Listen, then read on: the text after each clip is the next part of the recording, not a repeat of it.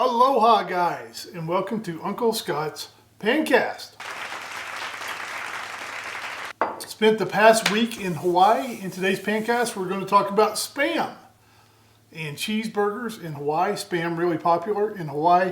Got a big update on the new updated model Matfer carbon steel skillets. We'll get into that. Had a guy with a problem with his Demeyere skillet. We're going to go through some of the pictures of what happened to his skillet. A few problems there. We've got feedback on the big Demeyere Mineral B Pro carbon steel omelet pan review and more. Let's jump in and get started. Okay, the first thing I want to talk about is an update I got from Matfer. If you guys remember, we started talking about the new updated carbon steel skillets from Matfer. It's been about 7 months ago since we started talking about it. I got a couple of them and seasoned them and did a couple of videos about them. And the original thinking was that last fall they said these things were going to be released and that they were hoping they would be available fourth quarter. And they said they were going to wait until the inventory moved through the system and the new pans were going to come in behind that old inventory, hoping they'd be here fourth quarter into January. That kind of got squirrely, and we've talked about that a bit, and some of the pans are not available yet. And I got an update from Matfer, and they asked me to get this news out there, and I'm happy to do so. So what they told me, and I'm going to quote here: due to some purchasing holdups and some stocking and inventory backups with our dealers, we don't expect our black steel 11-inch, 11 7/8, or any other sizes to reach our dealers or Amazon until the end of 2023. So that's a fairly big change here. They're saying maybe sometime in the fourth quarter. So that is still a little bit squirrely, in my opinion. The release date has moved, and it seems to be moving again. Now, the good news here is that the 12 5/8 inch model in the new updated model is available now. So that one is available. That's a big skillet. That would be a 32 centimeter. Usually that's right there in that 12 and a half inch kind of flagship size frying pan that I always review around here when I do big pan reviews, or at least usually anyway. So those are available now. The other models, the 11 and 7/8, the 11 and 7/8 is very popular. That's the one that America's Test Kitchen recommended a few years ago. And the other sizes not going to be here until Q4. Just reading the tea leaves here. Is anything going on behind the scenes? I don't know, but that is a little bit, continuing to be a little bit squirrely on those release dates there.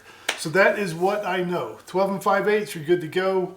Other sizes, you need to wait if you want one of the updated models. Let's talk Demeyere. I put up a review of this Demeyere ProLine Atlantis. This is a 7-ply frying pan, and I gave it a thumbs up. I really like it. It's in my go-to frying pan rotation around here. Mr. Spiker 357 wrote in and said he was cooking some butter chicken and his helper handle on his Demeyere pan fell off. Good Lord. I asked him to send me some pictures. And side note here, he sent me these via Twitter. My Twitter handle is @USKUncleScott if you want to sign up for that. I'm doing some sort of post or a picture or an article or something every day, so a little bit more volume of content over there if you want to sign up. But he used that to send in some pictures, and let's take a look at this thing. And some pretty good looking butter chicken, I gotta say. Makes me a little hungry. And, well, that ain't right. That handle has fallen off, the helper handle. And his theory is that maybe the welding machine was just out of alignment or something. I don't know. He says he still likes the pans. He has other Demeyere cookware. He really likes it. He thought about just keeping this pan the way it is, but he did send it back and is waiting on a replacement from Demeyere. So I'll be interested to see how that goes and how quickly they get him a replacement. But I have never had that happen before. Around here in the pans we usually talk about, the Demeyeres, they have rivets. The All-Clads have rivets. The Demeyeres do not have rivets, and the Matfers do not have rivets.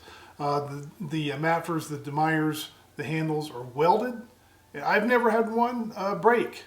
I don't know, have you guys had one break? I will put up a link for a poll. I'd like to know if you have a pan with a welded handle. Have you ever had a handle weld break on you? Hope not, but maybe some people have. Now let's talk a little bit about Spam and Hawaii and some Hawaiian food. Lucky enough to get to go to Turtle Bay Resort on the North Shore of Oahu this past week. Fortunately, my wife's employer sent her there on a conference, so the room and her travel was comped.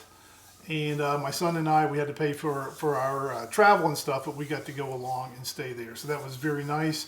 5-star location, absolutely beautiful. You got the palm trees and the pools and the ocean, and it's just a very, very nice place to stay.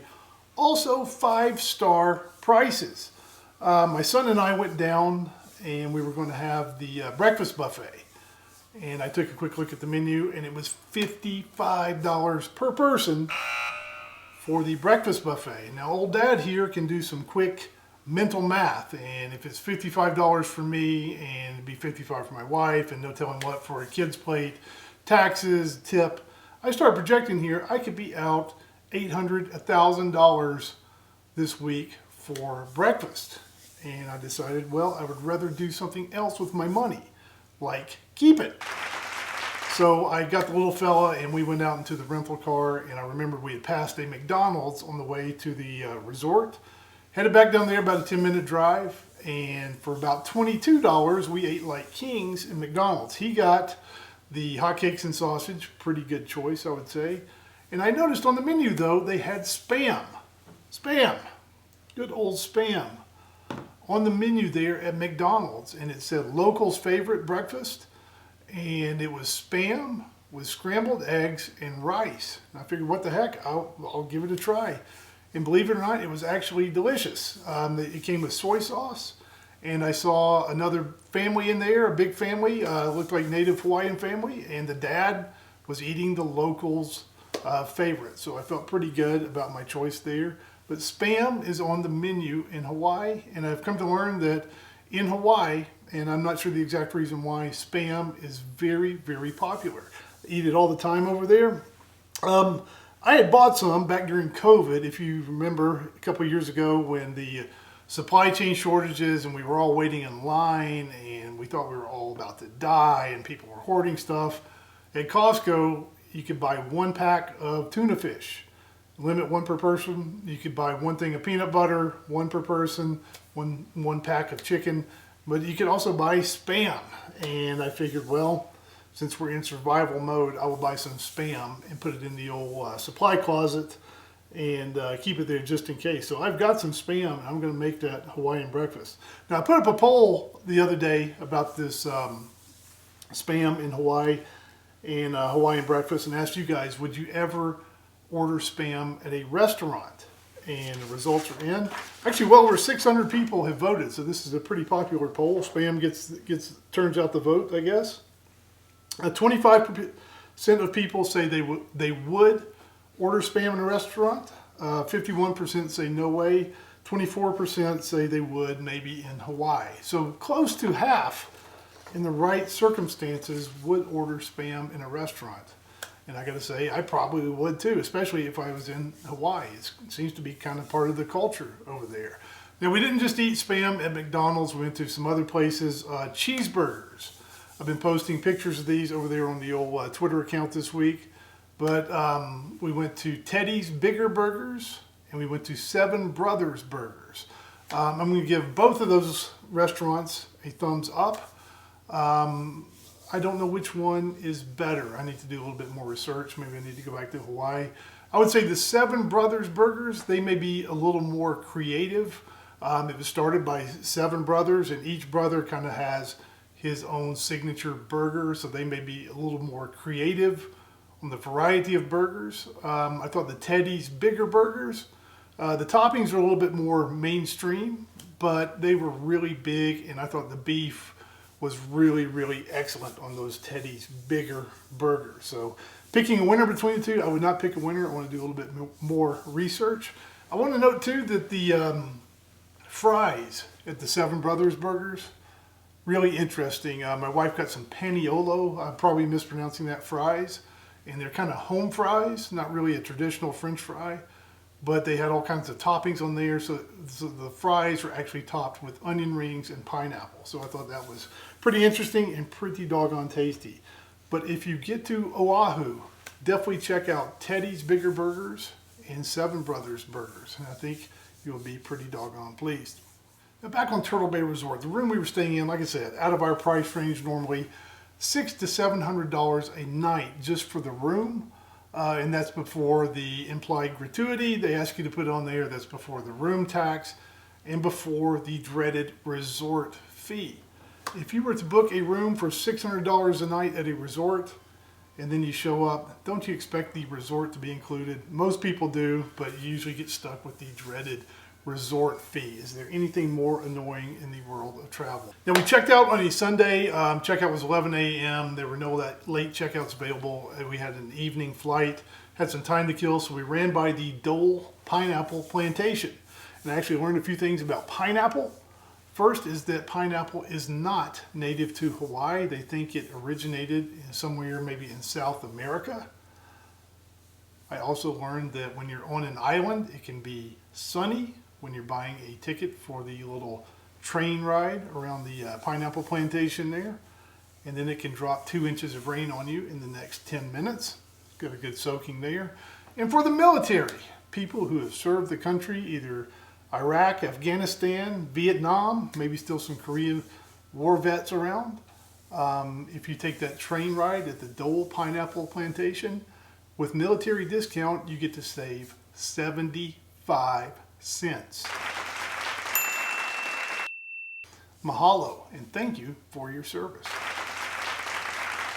Anyway, great time on Hawaii, enjoying a Kona beer here. And if you ever get a chance to go, I would highly recommend it, especially if someone else is paying for your room. Now let's talk about the Demeyere Mineral B Pro carbon steel omelet pan. Put up a review of this guy and got a lot of feedback on that review. Some comments on my French omelet technique, or lack thereof. Louis Philippe Urbaneja wrote in and said, that's not a French omelet. Apisto Sig wrote in and said, I'm going to give your French omelet a big thumbs up. And this one I liked, the ALXS from France, says he's French. And I asked about sliding the omelet out before rolling it up. Is that cheating? He says it is not cheating. So that's a pretty good comment there from someone actually from France.